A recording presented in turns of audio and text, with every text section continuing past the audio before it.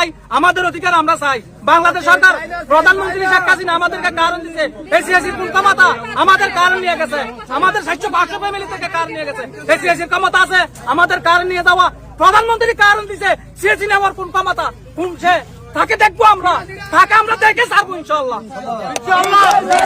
বঙ্গবন্ধু ধ্বংস হবে না। যার যে আপনার রাজনীতির ইতিহাস 24 বছর 12 বার কারাবরণ করেছে, আপনি করেছেন, আমি করেছি, আমার বাবা করেছে, উপদেষ্টারা কেউ করেছে, সুধী মহাজন করেছে, কেউ করেছে, আপনি বলেন তাহলে তিনি বঙ্গবন্ধু না কে বঙ্গবন্ধু? চাইলে বানচাল করা যাবে, তার ভূমিকা আছে, থাকবে, এবং আমরা রক্ত দিয়ে সেটাকে লালন করি, এবং আমরা এখনো জানি বঙ্গবন্ধু শেখ মুজিবুর রহমান উনি আমাদের গর্ব। গাড়ি চালাইছি কেউ জিগায় নাই, আর এখন সন্ধ্যার পরে যাওয়ান জানারাইতে সবকিছু লয়ে যায়।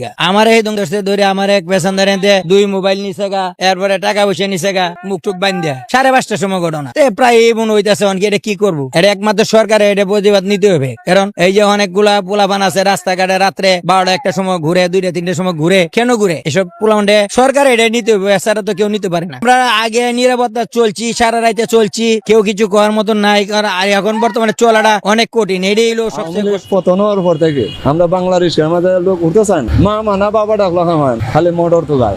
ভালো আছিল আওয়ামী লীগের সময়, মানুষও স্বৈরাচার ছিল, কিন্তু আওয়ামী লীগ কোনো স্বৈরাচার ছিল না। আওয়ামী লীগে যা কইরা গেছে 100 বছরে তা করতে পারবো কিনা এটা সন্দেহ আছে।